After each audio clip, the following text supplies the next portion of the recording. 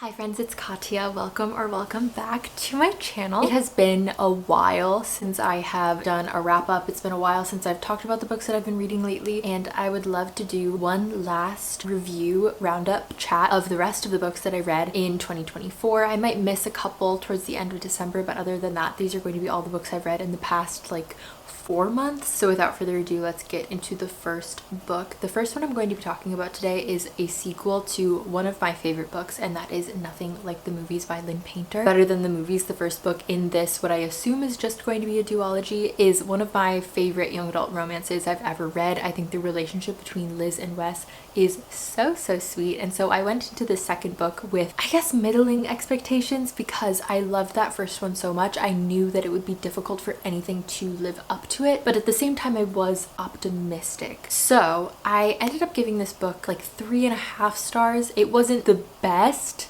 it wasn't the worst, but it definitely did not live up to that first book. The first book is a romance that develops between neighbors Liz and Wes and everything surrounding their lives at the time. And in the second book, at the very beginning, they break up. We have a flash forward of 2 years where the two of them have changed really drastically, and Wes is really trying to get himself back into Liz's life, and we're slowly kind of uncovering what has changed about them over these 2 years, as well as what initially tore them apart to begin with. I liked spending time with Liz and Wes again, but it was also kind of strange to have so much off-page character development because they felt like very different people from the first book to the second book. And although that makes sense, you know, they're in college, lots of people change a lot in their first few years of college. I know that I did. It did feel strange as a reader to feel like I knew these characters so well, and for them to now be these, again, seemingly very different characters. These often very jaded, negative,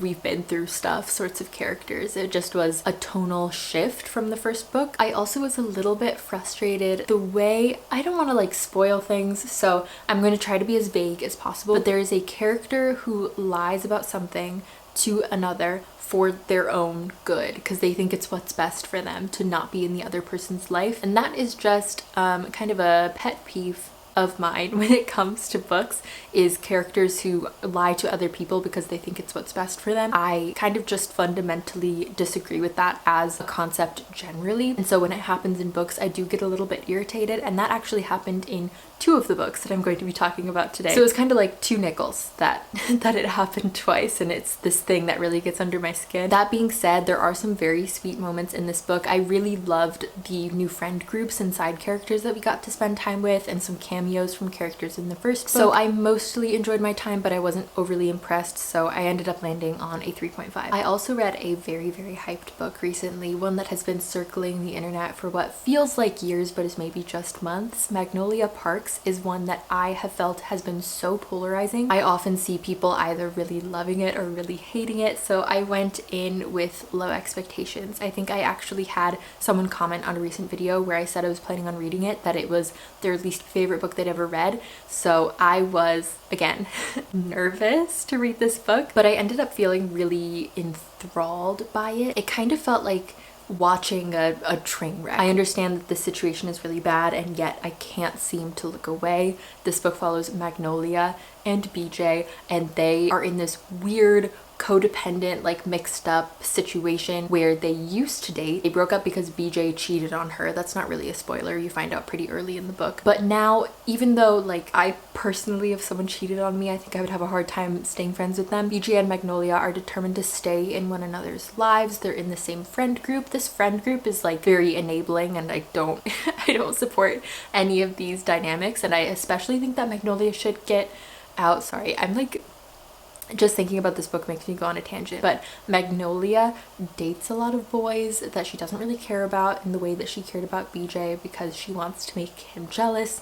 and BJ is just sleeping around every single day. Any girl with a pulse, he's got her in bed. So the two of them are doing this on purpose to make one another jealous, and it is messy, it's unhealthy. I was extremely frustrated by the characters, but I do think that the book did a good job of really kind of making me understand why BJ and Magnolia were so obsessed with each other. They had this understanding between one another where they would look at each other and just get what the other person was thinking. And that's powerful, that's romantic. So I do get it. Even though they really loved one another, there was absolutely no trust between them, particularly on Magnolia's side. And throughout the book, I just wanted to like shake her and say, please get out of the situation, stop being friends with all of these people, none of them are good for you. So it was a situation where I was very like fascinated by the drama, but again very irritated at some of the decisions that the characters would make. And I think especially the idea that BJ was supposed to be our romantic hero got on my nerves because I disliked him so much. But I am interested in continuing on with the series. Daisy Hates is the next book, so we'll see if I like that one a little bit better than this one. I think that one will have a little bit more to do with like the mob and the illegal activities that were happening in this book, which kind of offhand in this book all the time people would be like, oh yeah, that guy, he's a crime lord. And I said, can we be more specific about the kinds of crimes that are being committed? Because I really feel like people just kind of glossed over it. I say, I want to know the details of what's going down. And are these the kind of crimes that I would be comfortable with, like still being friends with the person who was committing these crimes? No one asked those questions, which I thought was weird. But anyway, that's Magnolia Parks. The next book is The God of the Woods, which is a popular thriller that I read for my in-person book club, which has been so much fun. I've been in an in-person book club for the past like 5-6 months or so, and it's been really nice to have an in-person book club now that I'm living in a new city. I'm home for the holidays right now, so that's the reason for this background, but I'm really grateful for my in-person book club and the opportunity to connect with other women in real life over books. But this book that we read was one that most of us rated pretty highly. The God of the Woods follows a summer camp in the Adirondacks and the Van Laar family who owns it. Decades ago, their son Bear went to this camp and he disappeared and was never seen again, and now all these years later their daughter Barbara goes to the camp and also disappears. We follow two timelines, both Bear's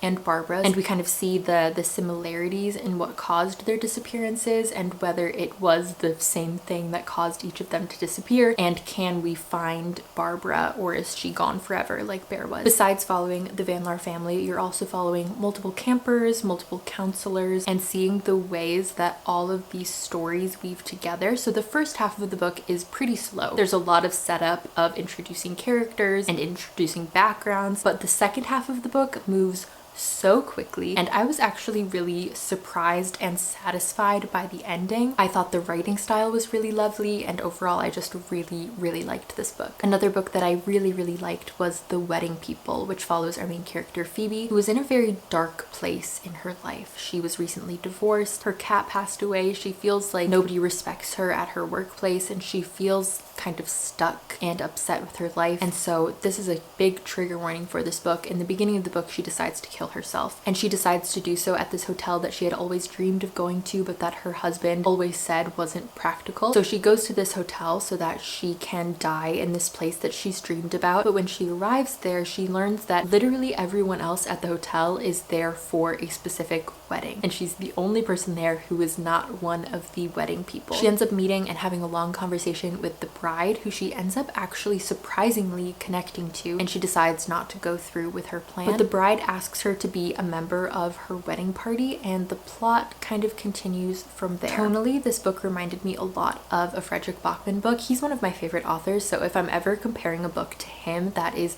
high praise. But I say that because I think that this book really balanced heartwarming and heart-wrenching moments in a way that was bittersweet, ultimately uplifting, but never too cheesy, because sometimes it's so easy for books about like life and love and the value of living to really tilt into super corny territory, but I did not feel that way with this book. Definitely one of my favorites I've read this year. I gave it 5 stars. Real by Kennedy Ryan. This book follows an up-and-coming actress named Neva and a famous Hollywood director named Cannon, and them falling in love on the set of his new movie. Kennedy Ryan is so reliable when it comes to really sweet, swoon-worthy romance. I loved Before I Let Go and This Could Be Us, so I was interested in going and reading some of her backlist. I picked Real and I was not disappointed. This book also had that quality between the couple that I mentioned in Magnolia Parks, not their like high-level drama and angst, but rather their ability to just really understand each other and to really make it clear to the reader that they just get one another in a way that,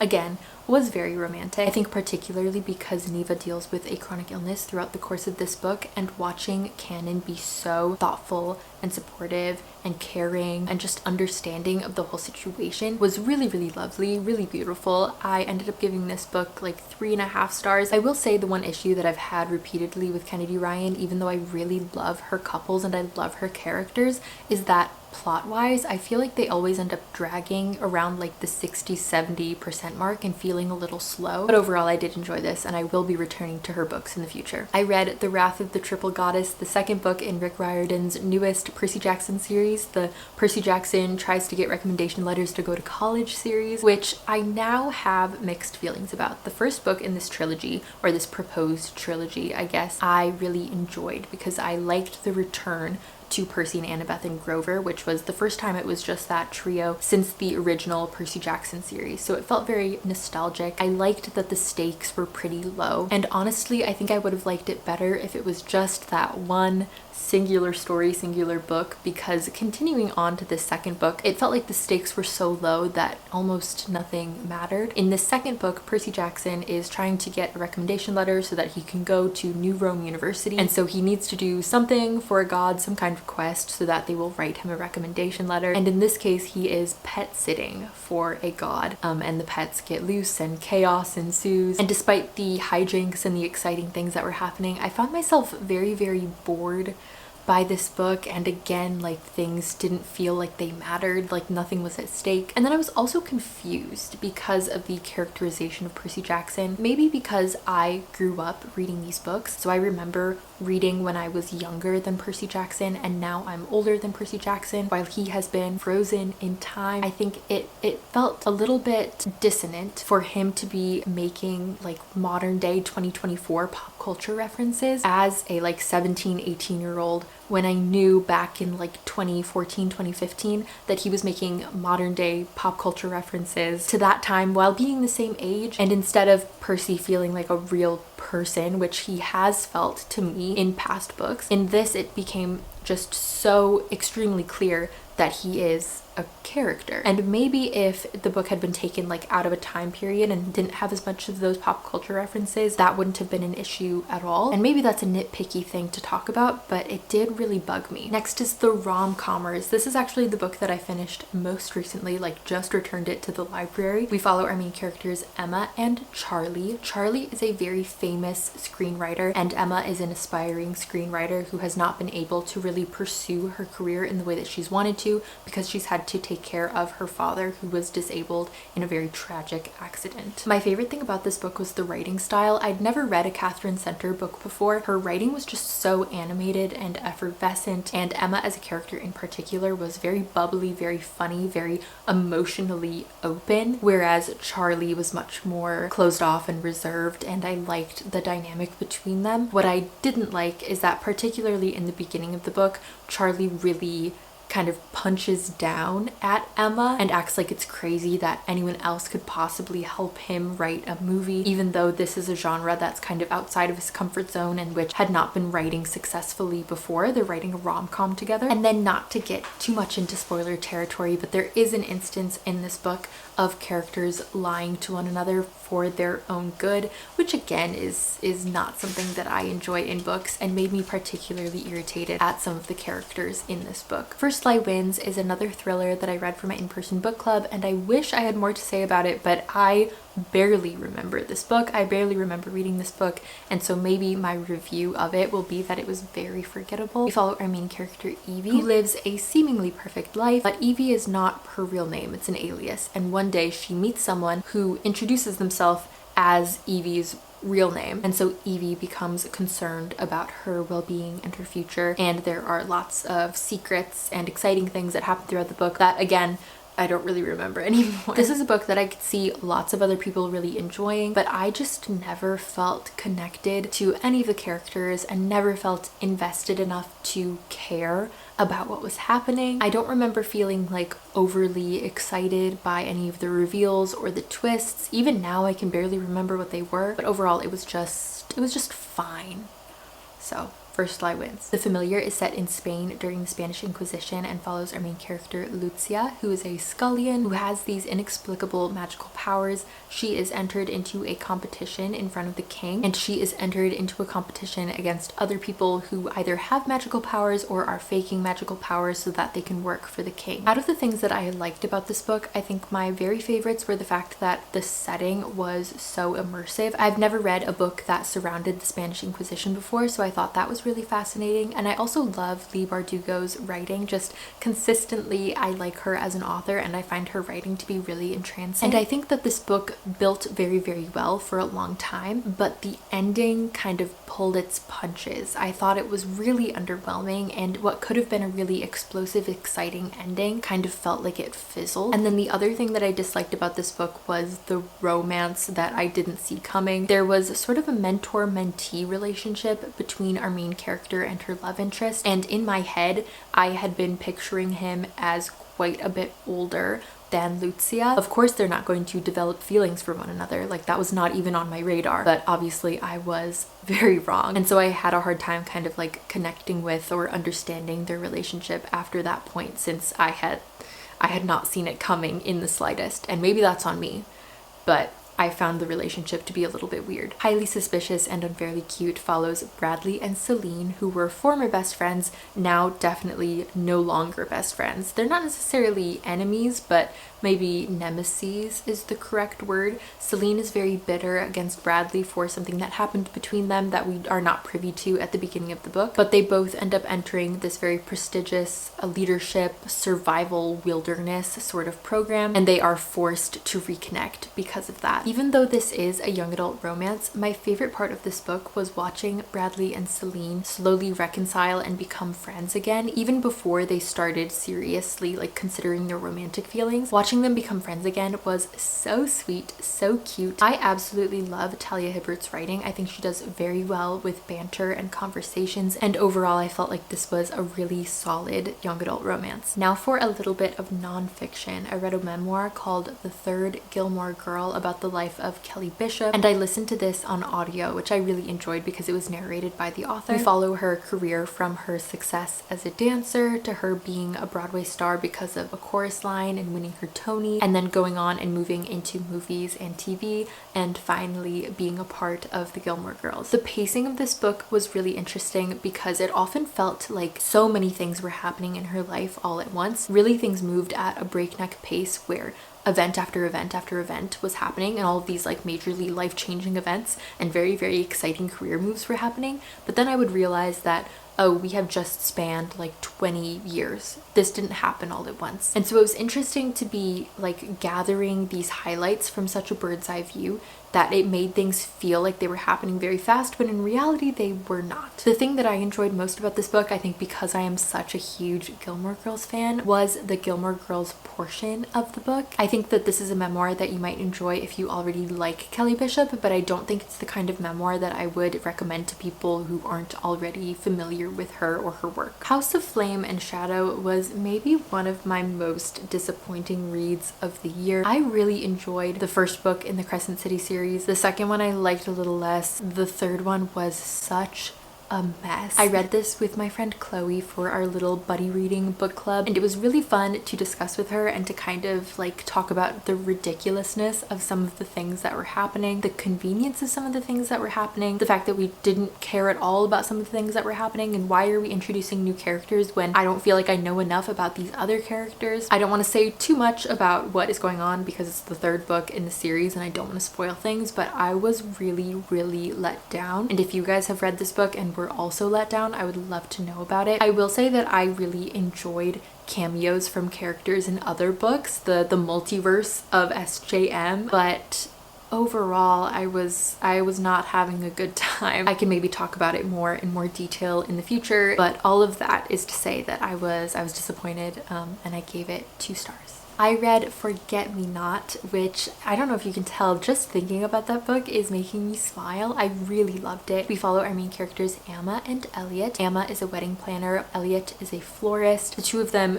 used to date but ended up breaking up, and now they are being forced to work together on a very high profile and exciting wedding. And through this experience they are reconnecting and falling back in love, and we're having some flashbacks to when they first started dating and first fell in love. And I just really loved these characters. I know people talk a lot of the time about like a grumpy sunshine dynamic and like grumpy main character heroes. Elliot was definitely one of the most like surly, grumpy characters I have ever read about, and I'm not like personally usually into that, but I really enjoyed the dynamic between him and Amma. I really loved the connection and the dynamic between Amma and Elliot. There were a lot of scenes throughout this book where they made me laugh out loud. There was one instance in particular having to do with a peanut allergy, which is typically no laughing matter, that in this book was quite comedic. But besides that, I thought the conflict between the characters made a lot of sense. I think the way that it was handled made a lot of sense, and again, I really liked them and was rooting for them to get together. And I loved all of the wedding and floral things that were happening in the background of the book. I could so easily and vividly imagine the wedding decor and the venue and the beautiful floral displays, and it's a book that I think would lend itself really well to a movie adaptation, just so that I can see all of the beautiful things that they were talking about in the book. Forget Me Not was a pretty lighthearted romance, but I also read a very